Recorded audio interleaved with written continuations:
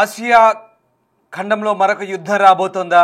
పాకిస్తాన్ ఆఫ్ఘనిస్తాన్ మధ్య యుద్ధం తప్పదా అంటే అవుననే వార్తలు వినిపిస్తున్నాయి. ఇరు దేశాల మధ్య రోజురోజుకు యుద్ధ వాతావరణం పెరుగుతోంది. తాజాగా పాకిస్తాన్కు ఆఫ్ఘనిస్తాన్ వార్నింగ్ ఇచ్చింది.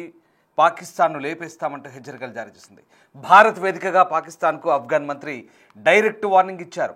ఆఫ్ఘన్ కరేజ్ను టెస్ట్ చేయకండి, బ్రిటిష్, సోవియట్, అమెరికా, నాటో దళాలను అడిగి చూడండి అంటూ ఆఫ్ఘన్ కరేజ్ ఏంటో చెప్తారంటూ గట్టి హెచ్చరికలు జారీ చేశారు. మరోవైపు టీటీపీ చీఫ్ లక్ష్యంగా ఆఫ్ఘన్ రాజధాని కాబూల్పై పాకిస్తాన్ బాంబు దాడులు చేసింది.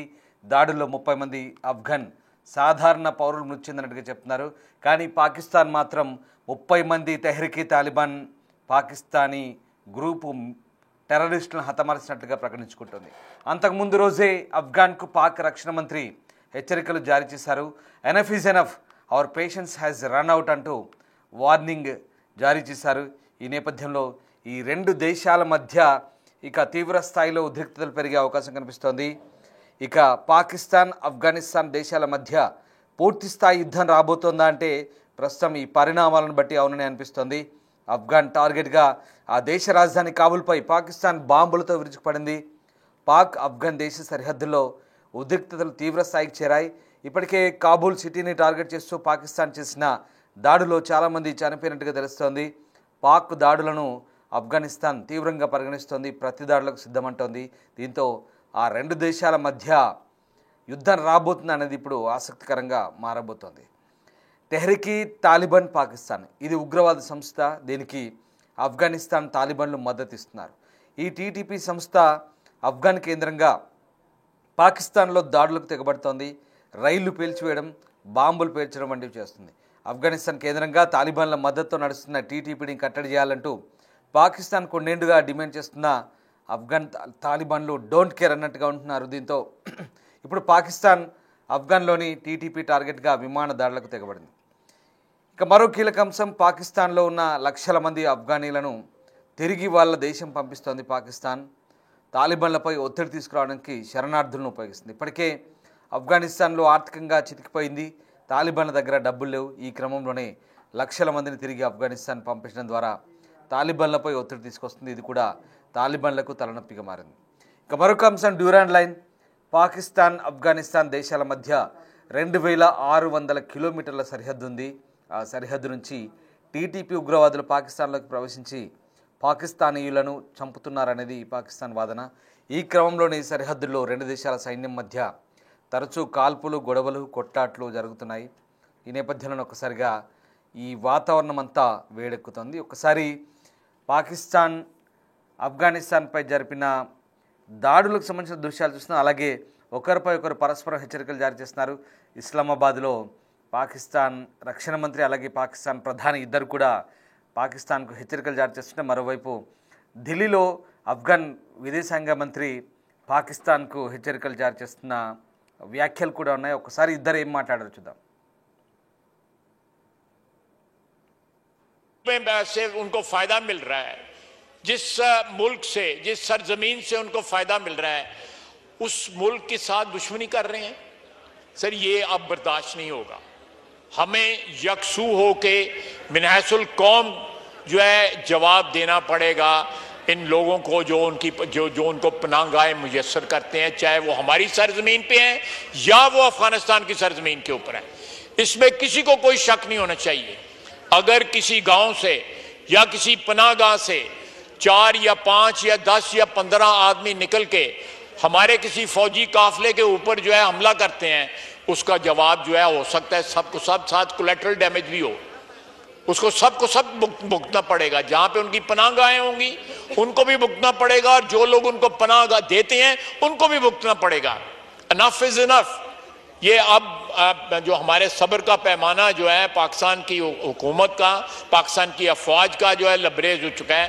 हम अपनी अफवाज के साथ इस मसले पे खड़े हैं और 100% जो है हम मकरूज हैं. उनके एहसान किया उन्होंने इस मुल्क पे हुए, इस मुल्क की हिफाजत करके, हमारी इज्जत में इजाफा करके, हमारी बैनुल-अक़वामी जो स्टैंडिंग है उसमें इजाफा करके, जिस मट्टी में से उनको फायदा मिल रहा है.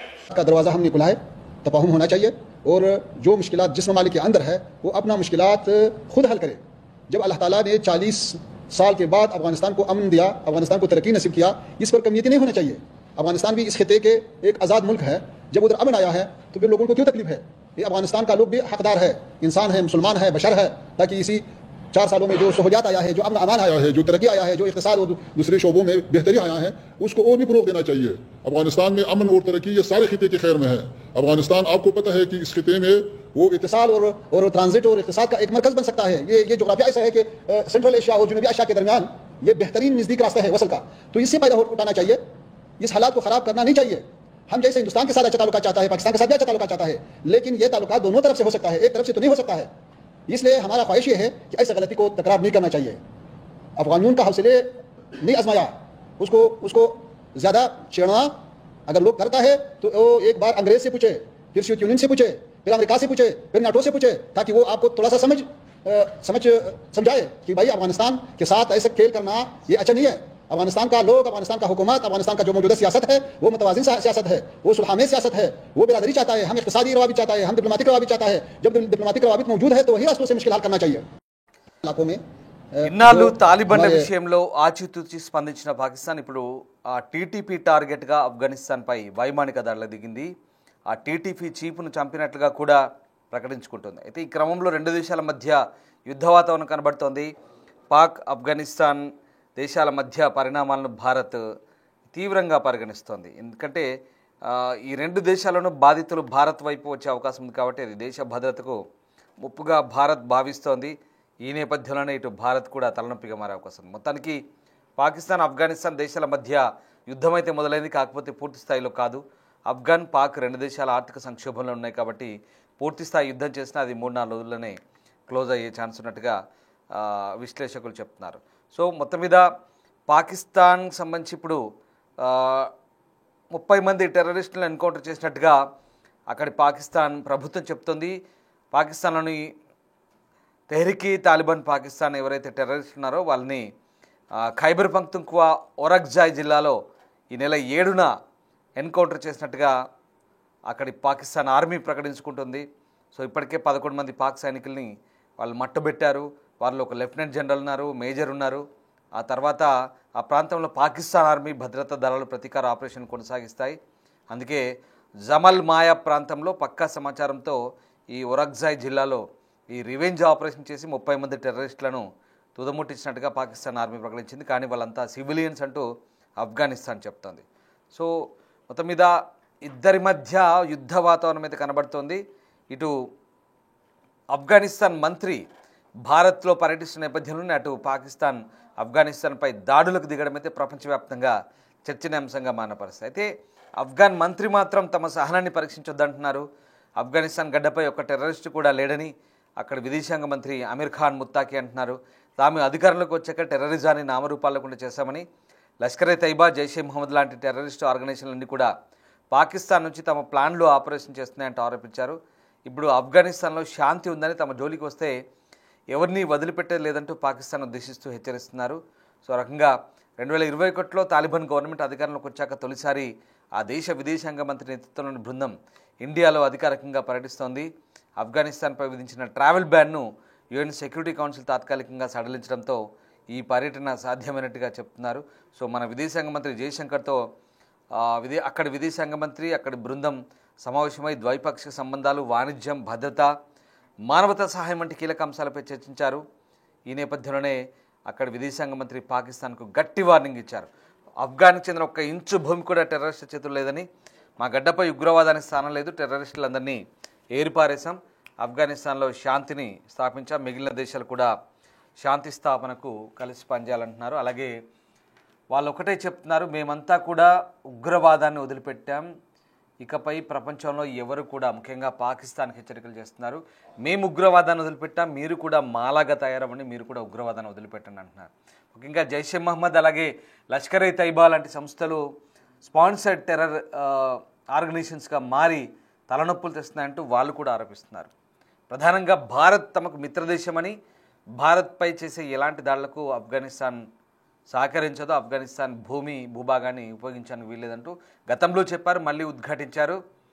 ఎందుకంటే భారత్ ఆఫ్ఘనిస్తాన్ కష్టాల్లో ఉన్నప్పుడు సహాయం చేసింది, భారత్ అన్ని విధాలు ఆదుకుంది, ఆ సహాయాన్ని మర్చిపోలేమంటూ ఆఫ్ఘన్లు చెప్తున్న పరిస్థితి.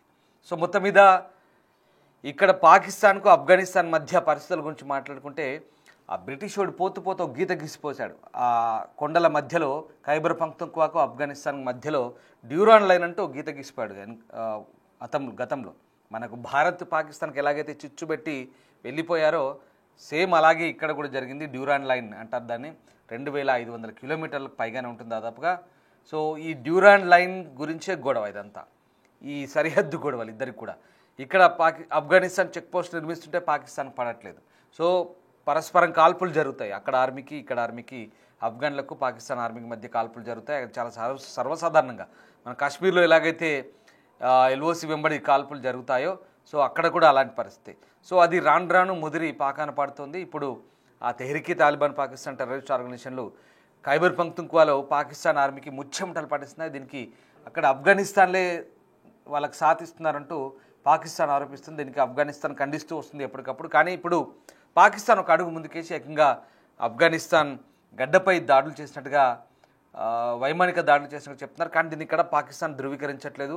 అలాగని ఇక్కడ చేశామని కానీ చేయలేదని కానీ చెప్పట్లేదు, రెండు రకాలుగా చెప్పట్లేదు. కానీ ఈ దాడులకు పాకిస్తాన్ బాధ్యత ఉంటుందంటూ ఖచ్చితంగా ఇంకా ముందుకు వెళ్తే కనుక తీవ్ర పరిణామాలు ఉంటాయంటూ ఆఫ్ఘనిస్తాన్ హెచ్చరిస్తున్న పరిస్థితి. సో మొత్తం మీద సివిలియన్స్ని టార్గెట్ చేస్తూ పాకిస్తాన్ తమపై దాడి చేయడం ఏంటంటూ ఆఫ్ఘనిస్తాన్ తీవ్ర హెచ్చరికలు జారీ చేస్తుంది. అంతేకాదు భవిష్యత్తులో తీవ్ర పరిణామాలు ఉంటాయంటూ హెచ్చరిస్తున్న పరిస్థితి. సో మొత్తం మీద కాబూల్లోని అబ్దుల్ హక్ స్క్వేర్ సమీపంలో అనేక దాడులు జరిగాయంటూ ఆఫ్ఘనిస్తాన్ ఆరోపిస్తోంది. సో అలాగే టీటీపీ అధిపతి నూర్ వాలీ మహమ్మద్ లక్ష్యంగా ఈ దాడులు చేసినట్టుగా కూడా కొన్ని ఎక్స్ ఖాతాల్లో సోషల్ మీడియాలో వస్తున్నాయి.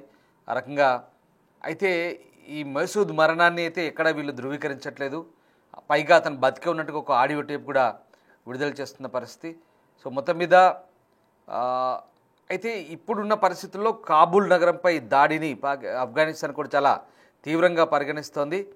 ఇప్పటి వరకైతే ఇంకా ఎలాంటి అధికారిక ప్రకటన పాకిస్తాన్ చేయనప్పటికీ కూడా చేశామని కానీ చేయలేదని కూడా ఇక్కడ చెప్పట్లేదు. సో మొత్తం మీద వీళ్ళని ఎదుర్కొనేందుకు పాకిస్తాన్ మాత్రం తీవ్రవాదాన్ని నమ్ముకుంది. చాలా క్లియర్గా బలూచిస్తాన్లో అక్కడ ఈ టీటీపీ వాళ్ళని ఎదుర్కొనేందుకు బలూచిస్తాన్లో ఒక కొత్త ఫ్రంట్ ఏర్పడింది. Pakistan inter service intelligence ISI ఒక కొత్త ఉగ్ర సంస్థను ఏర్పాటు చేసింది. ఒక కొత్త గ్రూప్ తయారైంది. మళ్ళీ వీళ్ళంతా కూడా లోకల్ గ్రూప్స్ అన్నమాట. వీళ్ళు మళ్ళీ అటు ఆఫ్ఘన్ ఎదుర్కొనేందుకు ఇటు బలూచిస్తాన్ ఎదుర్కొనేందుకు వీలైతే ఇండియాలో కూడా దాడులు జరపాలి. ఒక మహిళ మసూద్ అజర్ చెల్లి మహిళ నేతృత్వంలో కూడా మరొక ఉగ్రవాద సంస్థ ఏర్పడినట్టుగా చెప్తున్నారు. సో మొత్తం మీద ఇవన్నీ కూడా ఈ ఆర్గనైజేషన్ అనుకుంటే పాకిస్తాన్ ఎక్కడ కూడా ఉగ్రవాదాన్ని నమ్ముకుందనేది చాలా క్లియర్. అప్పుల్లో ఉన్న, ఆర్థికంగా బాగాలేకున్నా, రాజకీయ అస్థిరత ఉన్న IMF నుంచి డబ్బులు తెచ్చి ఈ రక్షణ రంగానికి లేదా ఆర్మీకి లేదా నేతల విలాసాలకే తగలబెట్టుకుంటున్నారు తప్ప పాకిస్తాన్ ప్రజల అభివృద్ధికి ఎక్కడ ఆలోచించట్లేదు అనేది చాలా క్లియర్గా కనిపిస్తుంది. BLA కూడా అదే చెప్తుంది, తమను నిర్లక్ష్యం చేస్తున్నారంటూ బలూచిస్తాన్ వాళ్ళు సొంత దేశంగా ప్రకటించుకున్నారు. ఖైబర్ పఖ్తూన్ఖ్వాలో కూడా అదే పరిస్థితి. మొత్తం మీద పాకిస్తాన్కు అంతర్గతంగా బాగాలేదు, ఆర్థికంగా బాగాలేదు. అయినప్పటికీ కూడా యుద్ధానికి కయ్యాన్ని కాల్దవుతుంది. అటు ఆఫ్ఘన్తో, ఇటు భారత్తో, అటు బలూచ్తో. మొత్తం మీద పాకిస్తాన్ వంకర బుద్ధి, వక్ర బుద్ధి మరొకసారి బయటపడింది. ప్రజలను మభ్యపెట్టి కేవలం యుద్ధానికి, గొడవలకు మాత్రమే పాకిస్తాన్ సిద్ధంగా ఉన్నట్టు కనబడుతుంది. సో ఏదేమైనా ఆఫ్ఘన్ పాకిస్తాన్ యుద్ధం కనుక జరిగితే పరిణామాలు ఎట్లా ఉంటాయని మాత్రం భారత్ కూడా చాలా ఈ పరిణామాలను కూడా తీవ్రంగా పరిగణిస్తుంది, ఎప్పటికప్పుడు గమనిస్తుంది. ఎందుకంటే శరణార్థులంతా కూడా ఆఫ్ఘన్ వాళ్ళైనా అలాగే పాకిస్తాన్ వాళ్ళైనా తిరిగి యుద్ధాలు జరిగితే భారత్ వైపే చూస్తారు, భారత్ వైపే తొంగి చూస్తారు. కాబట్టి మన బార్డర్స్ దగ్గర అప్రమత్తంగా ఉండాల్సిన అవసరాన్ని ఇక్కడ సూచిస్తోంది.